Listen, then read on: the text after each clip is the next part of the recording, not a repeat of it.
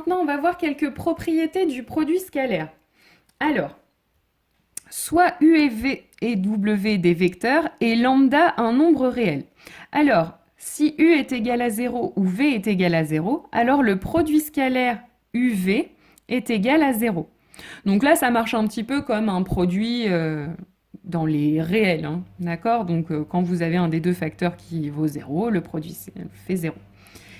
Maintenant, deuxième propriété.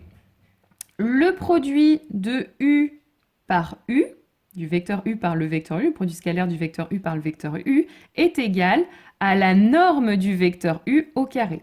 Donc vous voyez que c'est presque aussi comme dans le produit normal, c'est-à-dire que quand vous faites le produit d'un nombre par un autre nombre, ça donne le nombre au carré. Bon bah là c'est presque ça, c'est juste que c'est la norme du vecteur, c'est-à-dire sa longueur au carré. Troisième propriété, le produit scalaire U par V est égal au produit scalaire de V par U. C'est-à-dire que le produit scalaire est commutatif, peu importe l'ordre dans lequel vous faites votre produit scalaire, ça donnera le même résultat.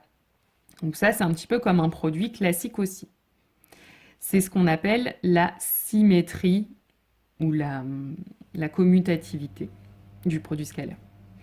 Maintenant, trois petites propriétés. Donc, le produit scalaire de U par le vecteur V plus W est égal au produit scalaire de U par V plus le produit scalaire de U par W. D'accord? Donc en fait, le produit scalaire, c'est un petit peu comme dans les réels, vous pouvez le distribuer. Maintenant, c'est la même chose dans l'autre sens, c'est-à-dire que si vous faites le produit scalaire du vecteur U plus V par le vecteur W, c'est égal au vecteur U fois... le produit scalaire de U par W plus le produit scalaire de V par W. Donc même chose, vous pouvez distribuer à droite. Et enfin, quand vous faites le produit scalaire de U par le vecteur lambda V, ou que vous faites le produit scalaire de lambda U par le vecteur V, ou encore que vous faites le produit scalaire UV que vous multipliez par lambda, ces trois résultats, ça donnera exactement la même chose. Donc en gros, quand vous avez un réel, vous pouvez le mettre où vous voulez dans le produit scalaire.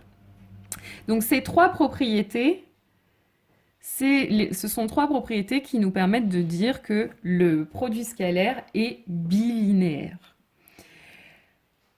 Ensuite, une propriété qui va nous permettre de calculer justement la norme d'un vecteur. Donc, dans un repère orthonormé, on considère le vecteur U de coordonnées x, y.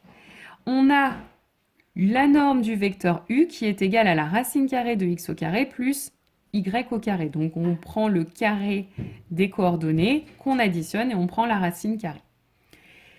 Et enfin, pour terminer, on va parler maintenant de la définition de ce que c'est deux vecteurs orthogonaux. Donc deux vecteurs AB et CD sont orthogonaux si et seulement si l'un des deux est nul ou les droites AB et CD sont perpendiculaires. Donc en gros, l'orthogonalité de deux vecteurs, c'est l'équivalent de la perpendicularité pour des droites. D'accord? Donc là, sur mon schéma, on voit bien hein, la droite AB et la droite CD vont être perpendiculaires. Donc les vecteurs AB et CD sont orthogonaux.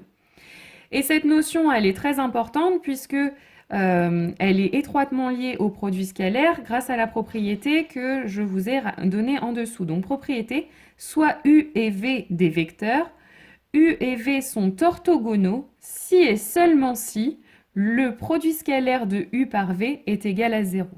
Donc voilà une des applications principales du produit scalaire, voir si des vecteurs sont orthogonaux.